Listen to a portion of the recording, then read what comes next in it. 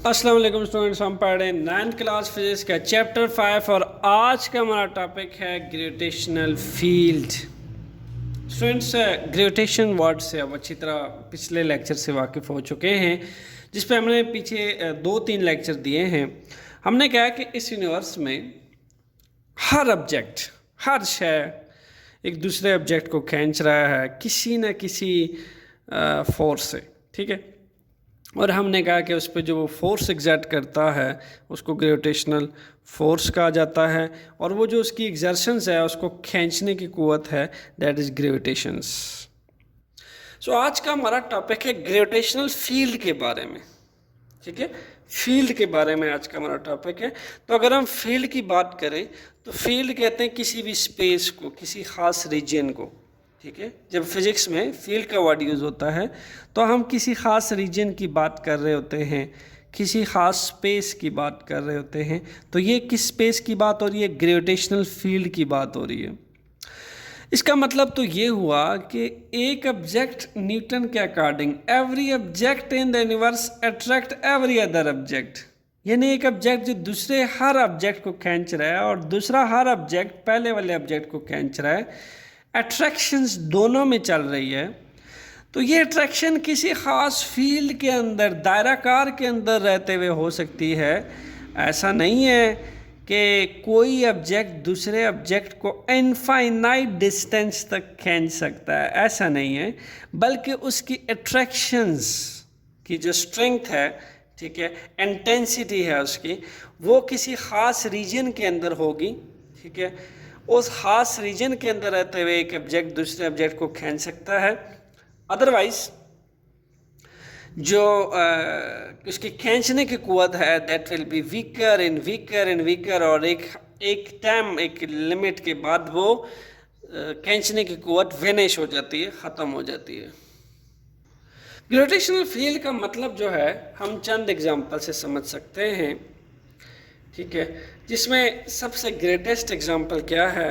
मेरे पास एक 2 मैग्नेट है, एक बिल्कुल छोटा सा मैग्नेट है, ठीक है, और एक मेरे पास बड़ा मैग्नेट है जो बिल्कुल स्ट्रेट फॉर्म में है। Look at that. हमने कहा कि every object in the universe attract every other object according to Newton law of gravitations. इस कायनात में हर शय दूसरे ऑब्जेक्ट को खींच रहा है, ठीक है। तो जिस कुव्वत से खींच रहा है उसको हमने ग्रेविटेशनल फोर्स बोला है, ठीक है। और अभी हम बात करें ग्रेविटेशनल फील्ड की, ठीक है। तो हम ये कहते हैं कि ये किसी न किसी ख़ास रीजन में, ठीक है, एक ख़ास रीजन में जो ऑब्जेक्ट दूसरे ऑब्जेक्ट को खींचे वो उसकी ग्रेविटेशनल फील्ड कहलाती है। तो अब हम प्रूफ करना चाहते हैं इस बात को 2 मैग्नेट के खींचने से। मान लें आप कि इस मैग्नेट को आप मान लें कि ये अर्थ है, क्योंकि ये बिगर है। तो आप स्टार्ट के लेक्चर से पढ़ते आ रहे हैं कि मैस ऑफ अर्थ जो है वो बहुत बड़ा है ऑर्डिनरी ऑब्जेक्ट से। जितने भी ऑर्डिनरी ऑब्जेक्ट्स हैं, जैसा कि हम यूनिवर्स में मौजूद, आपके इर्द गिर्द मौजूद, आपने हाथ में मोबाइल पकड़ा है, शामिल इसके हर चीज़ के शामिल जो है, ये जितने ऑब्जेक्ट्स हैं, ये छोटे छोटे मैटर्स जो हैं, ये सारे के सारे ऑर्डिनरी ऑब्जेक्ट्स हैं, क्योंकि इनका मैस जो है अर्थ के मैस के कंपैरिजन बहुत बहुत स्मॉलेस्ट है, ठीक है, और अर्थ का मैस बहुत बिगर है इनसे। तो आप ये देखें कि कैसे अर्थ जो है हर ऑब्जेक्ट को अपनी तरफ खींच रहा है, ठीक है। अब मैं इसको प्रूफ करना चाहता हूँ कि इसको देखें, ये इसकी तरफ खिंचा है, एक ख़ास फासले में रहते हुए ये इसकी तरफ खिंचता है रीजन में। जैसे जैसे मैं दूर जाऊँ या इसके आगे पीछे इस मैग्नेट को घुमाऊँ, लुक एट दैट, छोटे मैग्नेट पे किसी तरह का कोई फ़र्क नहीं पड़ रहा, ठीक है। मैं आहिस्ता आहिस्ता इसका फासला इसके दायराकार के करीब बढ़ाता चला जाता हूँ, ठीक है। Look at that. हमने सर्कल यहाँ से शुरू किया, इसको गोल घुमाया। जैसे जैसे हम इसका दायराकार इस छोटे मैग्नेट के करीब करते चले गए, हमने देखा कि जब तक ये बड़े सर्कल में घूम रहा था, ठीक है, इस स्पेस या रीजन में, इस फील्ड में घूम रहा था, तो हमने देखा कि ये छोटा मैग्नेट इसकी तरफ नहीं खींचा। लेकिन जैसे जैसे इस छोटे मैग्नेट की फील्ड हम इस बड़े मैग्नेट के थ्रू इसको करीब लेके जाते गए, यानी इसको गर्दिश जो है इसके करीब तरीन दायराकार में कराते गए, तो हमने देखा कि ये इसके साथ बिल्कुल चिपक जाता है। बिल्कुल सेम इस यूनिवर्स में दूसरे ऑब्जेक्ट्स की, यानी जितने भी ऑब्जेक्ट्स हैं सारे, अब ये क्यों इसकी तरफ बार बार खींच रहा है? Due to field. इसके पास कौन सी फील्ड होगी? जाहिर है ये दो मैग्नेट है, ये मैग्नेटिक फील्ड होगी। कौन सी फील्ड होगी? That will be a magnetic field. अब ये ख़ास एक स्पेस है, ये ख़ास एक रीजन है जिसके अंदर रहते हुए ये बड़ा मैग्नेट दूसरे छोटे मैग्नेट को खींच रहा है, ठीक है, अट्रैक्ट कर रहा है अपनी तरफ। ऐसे ही हर ऑब्जेक्ट जो है वो दूसरे ऑब्जेक्ट को जब खींचता है अपनी तरफ, तो एक ख़ास फील्ड है, रीजन में रहते हुए वो उसको अपनी तरफ खींचता है। बाकी जो उसके दूर दराज वाले स्पेस है उसमें उसकी फील्ड की अट्रैक्शन नहीं फील की जा सकती अनटिल अनलेस, जब तक वो उस रीजन के अंदर ना आ जाए, लाइक दैट। ठीक है, जैसे ही मैं इसके करीब आता हूँ तो आप देखें कि ये कैसे इस फील्ड में रहते हुए इसको खींचता है अपनी तरफ। But in case of field like that, ये फील्ड ही है जो इसको खींच रही है। ठीक है, इस मैग्नेट में से निकलती मैग्नेटिक फील्ड लाइंस इस छोटे मैग्नेटिस को अपनी तरफ खींच रही है, जिसके बाद एक खींच रहा है। तो यहाँ बात हो रही है ग्रेविटेशनल फील्ड की, तो मैंने इस कंसेप्ट से आपको समझाना चाहा gravitational field. How is that? यानी स्पेस या रीजन, ऐसी स्पेस या ऐसा रीजन जिसके अंदर रहते हुए एक ऑब्जेक्ट दूसरे ऑब्जेक्ट की ग्रेविटेशनल अट्रैक्शन को एग्जर्ट कर सकता है, एक्सपीरियंस कर सकता है, वो एक ऑब्जेक्ट की ग्रेविटेशनल फील्ड कहलाती है। जैसा कि स्पेस या रीजन, ये इस मैग्नेट की स्पेस या रीजन थी जिसके अंदर रहते हुए छोटा मैग्नेट इसकी तरफ खींचता है और इस बड़े मैग्नेट की ग्रेविटेशनल अट्रैक्शन को एक्सपीरियंस करता है, दैट्स वाई खींच जाता है इसकी तरफ। ऐसे ही अर्थ जो है या इस कायनात में मौजूद हर ऑब्जेक्ट जो है दूसरे ऑब्जेक्ट को एक ख़ास रीजन में रहते हुए, एक ख़ास स्पेस में रहते हुए दूसरे ऑब्जेक्ट को अपनी तरफ खींच रहा है, जिसको ग्रेविटेशनल फील्ड कहते हैं। ठीक है, तो हमने ये पढ़ा था according to Newton law of gravitations the gravitational force between a body of mass m and mass of earth is. आपने अगर देखें फार्मूला स्टार्ट में पढ़ा था अकॉर्डिंग टू दिस फार्मूला, उसमें आपने स्टडी किया था F is equal to G m1 m2 by D square. इसी फार्मूला को आप रीराइट कर सकते हैं इस ग्रेविटेशनल फील्ड के केस के लिए। मान लें आपके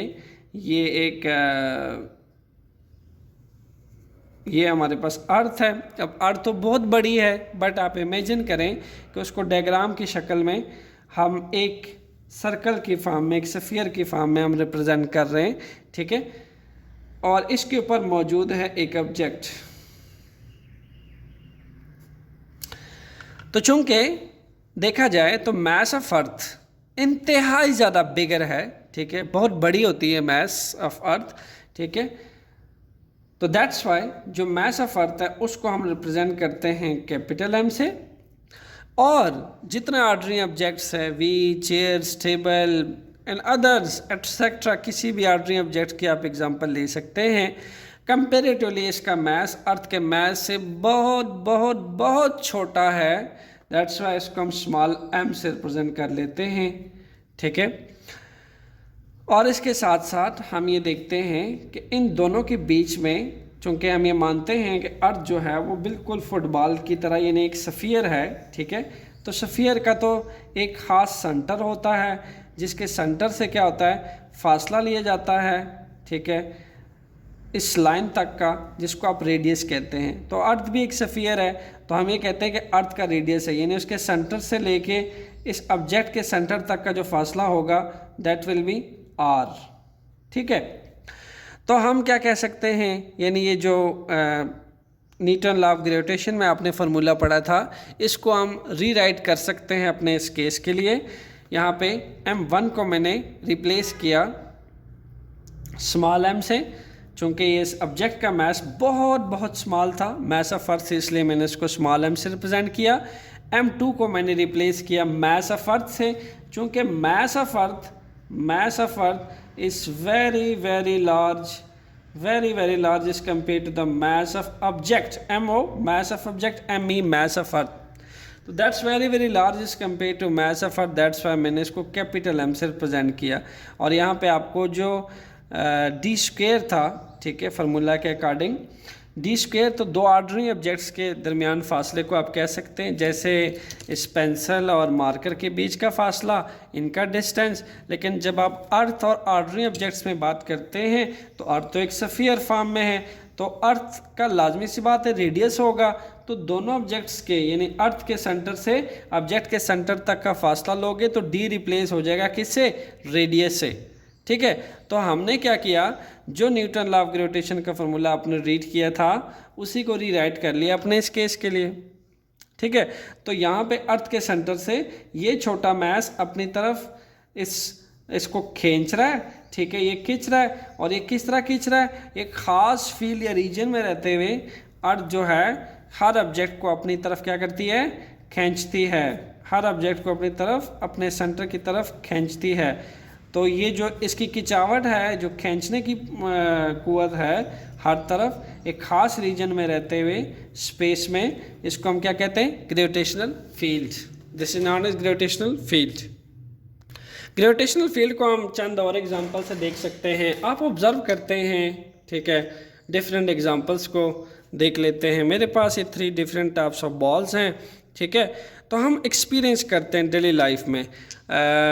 आप चंद चीज़ें थ्रोन करते हैं अपवर्ड, वर्टिकली अपवर्ड, जैसा कि मैं अब इस बॉल को थ्रो करता हूँ अपवर्ड, तो आप देखते हो ये बॉल देखो कैसे ये वापस आके कम बैक करता है ग्राउंड की तरफ। आखिर कोई तो कुव्वत है, आखिर कोई तो चीज़ है जो इसको अट्रैक्ट कर रही है अपनी तरफ, ठीक है। तो इसका मतलब ये हुआ कि जब हम ऊपर को इसको फेंकते हैं ऐसे, तो यहाँ एक ग्रेविटेशनल फील्ड मौजूद है, ठीक है, एक ग्रेविटेशनल पुल भी कहते हैं उसको, ठीक है। ग्रेविटेशनल पुल, जैसे आप जाते हैं ना रोड्स पे फ्लाई ओवर होता है, ऐसे आप इमेजिन करें कि यहाँ एक फ्लाई ओवर है अर्थ का, एक ग्रेविटेशनल पुल बिछा हुआ है। जैसे ही आप ऑब्जेक्ट को ऊपर की तरफ खींचते हो तो एक ख़ास रीजन है फील्ड में रहते हुए वो पुल ऑब्जेक्ट्स को अर्थ के सेंटर की तरफ वापस धकेलता है, इसको वापस खींचता है। जैसा कि देखे ना, ये बॉल बार बार कैसे खींच रहा है ग्राउंड की तरफ, इसको तो ऊपर रह जाना चाहिए। तो इसका मतलब है यहाँ एक फील्ड है, यहाँ ग्रेविटेशनल फील्ड मौजूद है, ठीक है। और इसके ऊपर एक फ्लाई ओवर यानी ग्रेविटेशनल पुल है जो ऑब्जेक्ट्स को क्या कर रहा है, जो कि ना कि रबड़ वाली बॉल को दिखता है ना स्टोन वाली या मैसिव, ये देखिए मेटल की बॉल है, इसको कैसे खींचता है, ठीक है। Why, because mass of earth तो बहुत बड़ा है। तो मैस ऑफ अर्थ इन जैसे ऑर्डिनरी ऑब्जेक्ट्स पे बहुत बड़ी ग्रेविटेशनल फोर्स लगाता है, और ग्रेविटेशनल पुल की फॉर्म में ग्रेविटेशनल पुल जो है इन जैसे ऑर्डिनरी ऑब्जेक्ट्स को फील्ड में रख के खींचता है अर्थ के सेंटर की तरफ, ठीक है।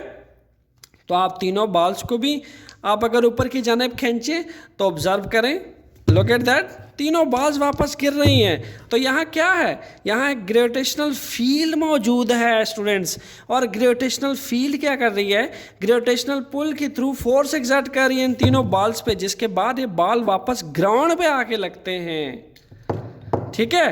तो जैसे हमने 2 मैग्नेट में देखा कि एक छोटा मैग्नेट है और एक बड़ा मैग्नेट है, ठीक है। तो कैसे एक छोटा मैग्नेट, ठीक है, खिंचता है इस बड़े मैग्नेट की फील्ड में आके, देखिए ये फील्ड ही तो है जो खास या एक खास फील्ड या रीजन में दूसरे ऑब्जेक्ट को खींच रही है। तो ऐसी ही ग्रेविटेशनल फील्ड भी होती है, ठीक है। मैग्नेट के केस में तो हम इसको मैग्नेटिक फील्ड बोलते हैं ना, तो मैग्नेटिक फील्ड और का जो कंसेप्ट है वही ग्रेविटेशनल फील्ड का है, वही ग्रेविटेशनल फील्ड का है। अर्थ का मैस है बिगेस्ट मैस है, तो अर्थ इन जैसे स्मॉल मैसेज ऑर्डिनरी ऑब्जेक्ट्स के स्मॉल मैसेज को ऐसी फील्ड के अंदर रहते हुए ग्रेविटेशनल पुल के थ्रू उन पर फोर्स एक्सर्ट करता है डाउनवर्ड, और उसको अर्थ की सेंटर की तरफ धकेलता है। यहाँ तक स्टूडेंट्स ग्रेविटेशनल फील्ड तक होपफुली आपको अंडरस्टैंडिंग होगी, ठीक है, इस न्यूटन लॉ ऑफ ग्रेविटेशन के फार्मूला के अकॉर्डिंग। आइए अब बात करते हैं 2 मेन पॉइंट्स की जो आपके लिए जानना बहुत ज़रूरी है। नंबर 1, पहला पॉइंट क्या है स्टूडेंट्स, पहला पॉइंट है the earth attracts a body with a force equal to its weight. सोचने की बात यह है कि मैंने तीनों बॉल्स ऊपर की तरफ फेंकी, ये है रबड़ बॉल, लाजमी सी बात है इसका मैस बहुत स्मॉल है। ये है स्टोनी बॉल, इसका मैस लार्ज है इस रबड़ बॉल से, और ये है छोटी स्टोन बॉल, छोटी मेटल की बॉल, इसका मैस इस स्टोन वाली बॉल से तो छोटा है बट इससे बड़ा होगा। ठीक है, अब इन तीनों बॉल्स के ऊपर इन 3 डिफरेंट मैसेज हैं, तीनों बॉल्स के 3 डिफरेंट मैसेज है, तीनों बॉल्स के ऊपर अर्थ कितना फोर्स लगाएगी? एग्जैक्टली स्टूडेंट्स जितना इन तीनों बॉल्स का वेट होगा डाउनवर्ड अट्रैक्ट करेगा। ठीक है, वेट क्या है, क्या पढ़ा है आपने? Weight is a force with which earth attract any object toward itself. Weight एक ऐसी फोर्स है, एक ऐसी कुव्वत है जिसके थ्रू अर्थ हर ऑब्जेक्ट को अपने सेंटर की तरफ खींच रहा है। क्यों? क्योंकि उसका वेट है, उसके वेट की वजह से। और वेट क्यों आता है? मैस की वजह से। W = mg। तो इन तीनों का मैस है तो तीनों का वेट भी होगा। हर नॉन जीरो मैस ऑब्जेक्ट का वेट होता है स्टूडेंट्स, दैट्स वाई, तभी तो वो अर्थ के सेंटर की तरफ खींचता है, ड्यू टू इट्स वेट। सो अब सवाल ये है कि अर्थ हर ऑब्जेक्ट को अट्रैक्ट करता है, किसी भी बॉडी को, कितनी फोर्स के साथ? जितना उसका वेट होता है। इसका मतलब तो ये हुआ जितना इस रबड़ का वेट है, ठीक है, जितना इस रबड़ बॉल का वेट है उतना ही अर्थ इसको अट्रैक्ट करता है अपने सेंटर की तरफ। लुक एट दैट, इसके बिल्कुल वेट के बराबर। अगर मैं ये कहूँ कि इसके वेट के बराबर जितना इसका वेट है अर्थ इस पर इतनी फोर्स नहीं लगा पाता, तो ये तो फिर खला में रह जाना चाहिए, स्पेस में रह जाना चाहिए। बट ऐसा बिल्कुल भी नहीं है। जितना इसका वेट है बिल्कुल इसके वेट के बराबर ही अर्थ इसके ऊपर फोर्स एग्जर्ट करता है। देखिए, जिस कुव्वत से मैं इसको ऊपर फेंकता हूँ ये इसी कुव्वत से नीचे आते हैं। इस बात का तो बिल्कुल सेम मतलब है कि जितनी इनका वेट है उतनी ही अर्थ इस पे सेम ग्रेविटेशनल फोर्स लगाता है और इसको खींचता है अपनी तरफ। फिर उसके बाद second line, gravitational force is non contact force. Non contact force का क्या मतलब है? नॉन कांटेक्ट फोर्स का मतलब ये हुआ कि मैं तो, ये अर्थ है, मैं तो इस बॉल को अर्थ से ऊपर की जाने फेंक रहा हूँ, कांटेक्ट में नहीं है ये ऑब्जेक्ट अर्थ के साथ, फिर भी अर्थ के तरफ खींचती है ये। ठीक है, तो हम ये कह सकते हैं gravitational force is a non contact force. ये तब भी एग्जिस्ट करती है जब कोई ऑब्जेक्ट इसके साथ कांटेक्ट में नहीं होता। बिकॉज फ्लाई ओवर की एग्जांपल ले लें, यहाँ एक बहुत बड़ा फ्लाई ओवर है अर्थ का, ग्रेविटेशनल पुल मौजूद है। जैसे ही आप इसको ऊपर फेंकते हो, फ्लाई ओवर यानी ग्रेविटेशनल फोर्स तो सब्जेक्ट को अर्थ के सेंटर की तरफ खींचता है। सो 2 पॉइंट्स पढ़े आपने। अर्थ इस पर कितनी ग्रेविटेशनल फोर्स लगाता है? जितना इस ब्लैक बॉल का वेट है। सेकंड पॉइंट क्या पढ़ा कि ये जो फोर्स है ये नॉन कांटेक्ट फोर्स है। इन तीनों बालों को ऊपर फेंकने से ये तीनों balls gravitational force out of contact भी इसके ऊपर एक्ट कर रही है। देखिए, ये देखिए, तीनों बॉल वापस आती हैं। दैट्स वाई हम ये कह सकते हैं कि ग्रेविटेशनल फोर्स एक नॉन कांटेक्ट फोर्स है। ठीक है, ऑब्जेक्ट कांटेक्ट में नहीं भी होता, हम ऊपर फेंकते हैं, फिर भी ग्रेविटेशनल पुल उसको उसके ऊपर नीचे की तरफ अर्थ के सेंटर की तरफ फोर्स एग्जर्ट करता है। आइए अब तीसरे चीज़ की बात करते हैं, फील्ड फोर्स की। Okay students, field force. Field force देखें, हमारे पास यहाँ डेफिनेशन लिखी हुई है, the gravitational pulling force acting in a body whether the body is in contact or not, such a force is called field force। हमने कहा कि एक फील्ड है, ठीक है, अर्थ के इर्द गिर्द, ये सपोज एक अर्थ है, हमने कहा इसके इर्द गिर्द एक रीजन है, ये एक रीजन है, इस रीजन तो बहुत बड़ा है अर्थ के इर्द गिर्द, पर मैं यार छोटा सा रिप्रेजेंट आपको समझाने के लिए, ये रीजन है जिस रीजन के इर्द गिर्द अर्थ हर ऑर्डिनरी ऑब्जेक्ट को ग्रेविटेशनल पुल के थ्रू अपनी तरफ खींच रहा है। अब ये जो खींच रहा है वो किसी फोर्स से खींचेगा ना स्टूडेंट, कोई ना कोई फोर्स एक्सर्ट करेगा ना, तो उस फोर्स को क्या कहोगे? Field force. ठीक है, जिस फील्ड के अंदर रहते हुए, यानी इस फील्ड अर्थ के इर्द गिर्द इस फील्ड के अंदर रहते हुए जो अर्थ किसी भी मैस को, ये मैस पड़ा हुआ है, ये मैस पड़ा हुआ है, इन मैसेस को, ठीक है, इन फील्ड्स के अंदर रहते हुए इन मैसेस को जो अपनी तरफ अर्थ के सेंटर की तरफ खींच रहा है, ये सारे के सारे क्या फोर्सेज हैं, इनको हम फील्ड फोर्स कहेंगे।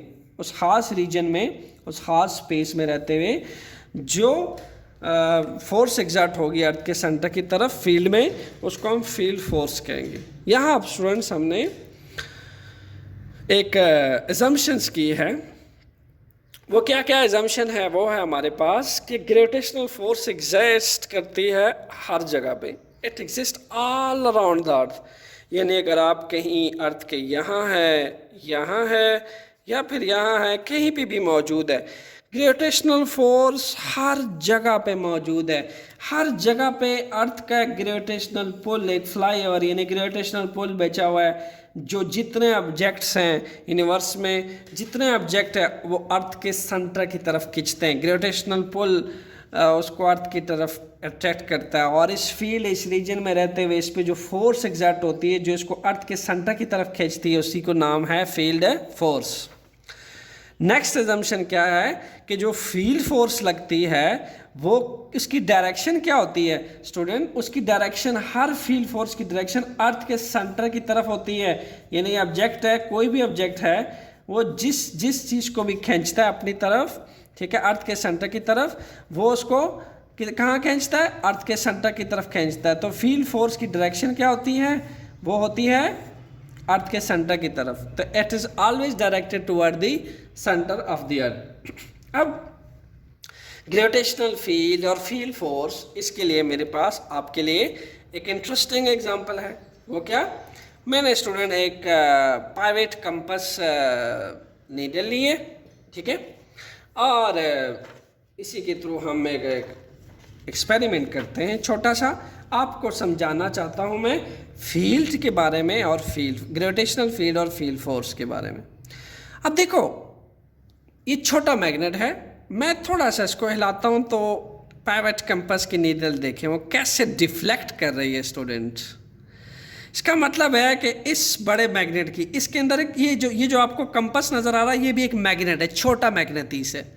लेकिन आपको समझाना ये चाह रहा हूँ कि देखो इसकी डिफ्लेक्शन से कैसे वो छोटा पाइवेट कंपास नीडल जो है वो डिफ्लेक्ट कर रहा है। ये क्या बता रहा है, यहाँ इस स्पेस या रीजन में इस बड़े मैग्नेट का फील्ड मौजूद है, मैग्नेटिक फील्ड मौजूद है, जिसके थ्रू इस छोटे पाइवेट कंपास को खींच रहा है, इसको अट्रैक्ट कर रहा है, मैग्नेटिक फोर्स एग्जर्ट कर रहा है।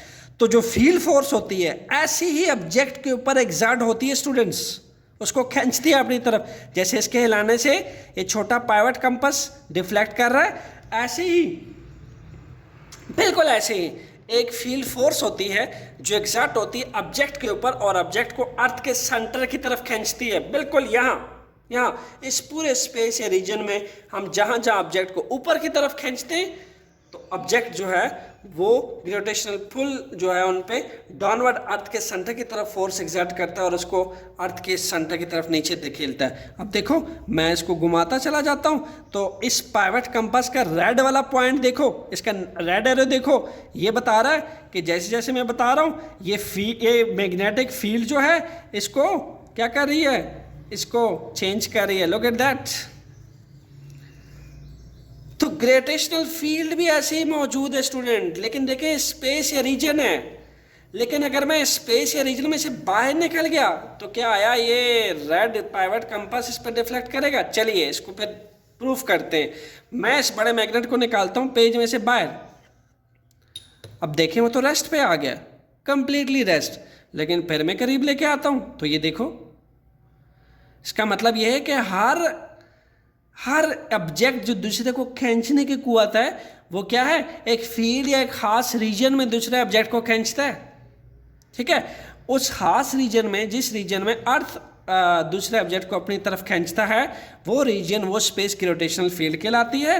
और उस फील्ड में रहते हुए जैसे ये बड़ा मैग्नेट छोटे मैग्नेट पे फोर्स एग्जर्ट कर रहा है, मैग्नेटिक फोर्स, ऐसे ही वो ग्रेविटेशन फोर्स उस पर एग्जर्ट करता है। और उस फील्ड में रहते हुए उस फोर्स का नाम होता है फील्ड फोर्स, क्योंकि वहाँ पे ग्रेविटेशनल पुलिंग फोर्स होती है। जो ग्रेविटेशनल पुल होता है, ठीक है, वो ऑब्जेक्ट्स को अपनी तरफ खींचता है। ये देखें, ग्रेविटेशनल पुल इस स्टोन मैसिव बॉल को अपनी तरफ खींचता है।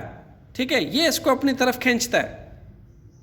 अब ये देखें कि जब ऑब्जेक्ट को आप थ्रोन करते हैं ऊपर की तरफ तो कैसे इसकी जो वेलोसिटी है वो कम होना शुरू होती है ऐसे, और बिल्कुल यहाँ आके इस पॉइंट पे आके इसकी वेलोसिटी 0 हुई और फिर ग्रेविटेशनल पुल ग्रेविटी के अगेंस्ट जा रहा था।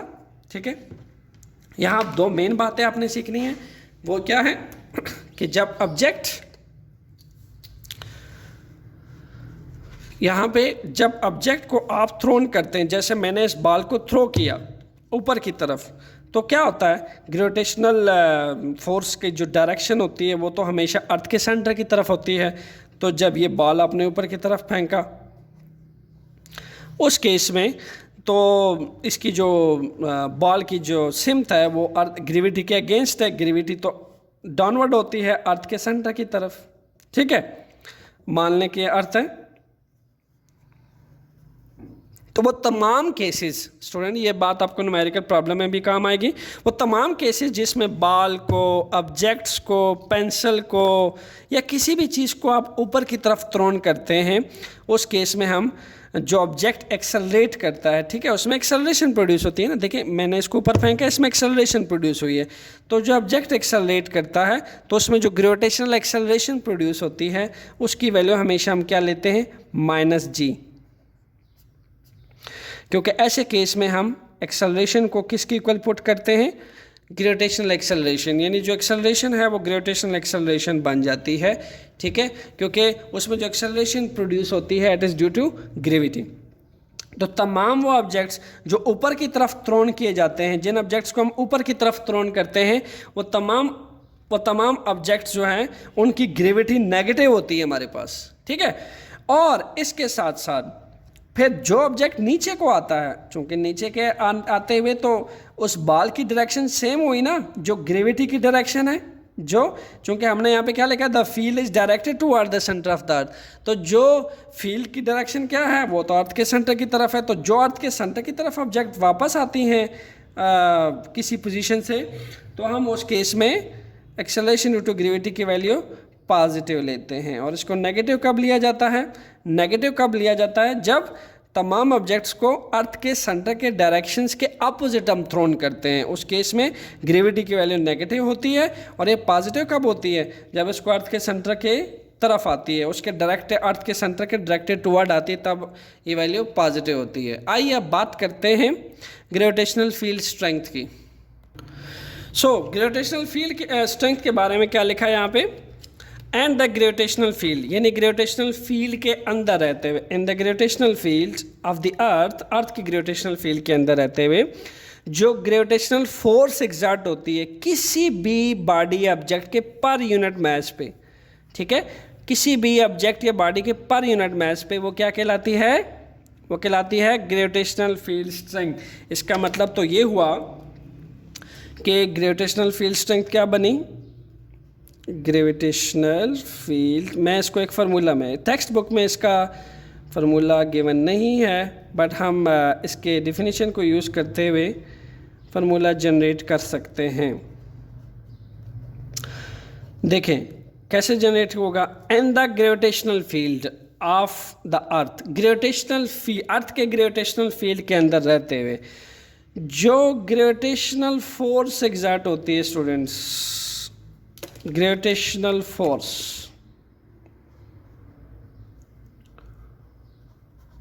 ग्रेविटेशनल फोर्स एग्जर्ट होती है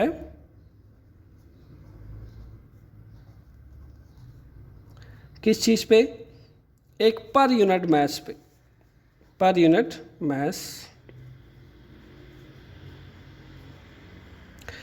अब ये तय हुआ कि ग्रेविटेशनल फील्ड स्ट्रेंथ क्या है, कि जो ग्रेविटेशनल फील्ड के अंदर रहते हुए किसी भी ऑब्जेक्ट के ऊपर जो ग्रेविटेशनल फोर्स एग्जर्ट होती है किसी भी ऑब्जेक्ट के पर यूनिट मास पे, वो क्या कहलाती है, ग्रेविटेशनल फील्ड स्ट्रेंथ। अगर मैं इसको एक यूनिट असाइन करूं, ठीक है, फोर्स को हम किस में मेजर करते हैं, किस में मेजर करते हैं स्टूडेंट्स, न्यूटन में, और मास को किस में मेजर करते हैं, केजी में। बट क्या आप जानते हैं कि जब कोई भी ऑब्जेक्ट्स, जैसा कि ये 3 ऑब्जेक्ट्स अर्थ के बिल्कुल सेंटर के बराबर हैं, क्लोज्ड हैं, जो ऑब्जेक्ट अर्थ के सेंटर के बहुत क्लोज्ड होते हैं, ऑब्जेक्ट उन पे कितना फोर्स लगाती है, ये एक्सपेरिमेंटली कैलकुलेटेड है स्टूडेंट्स। अर्थ उनके ऊपर 10 न्यूटन पर केजी यानी उनके पर यूनिट मास के ऊपर, उनके पर यूनिट मास के ऊपर 10 न्यूटन की फोर्स एग्जर्ट करती है। ठीक है, याद रहे ये 10 न्यूटन पर केजी की जो वैल्यू है that is near the surface of the अर्थ।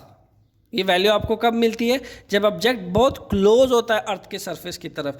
इसी चीज़ का नाम है gravitational field strength.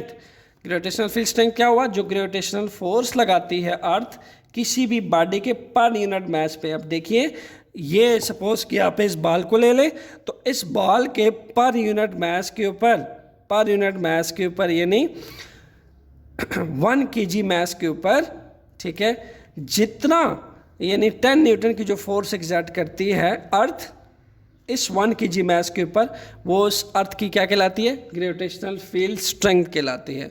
Hopefully students आपको ग्रेविटेशनल फील्ड का कंसेप्ट समझ आ गया होगा, field force and gravitational field.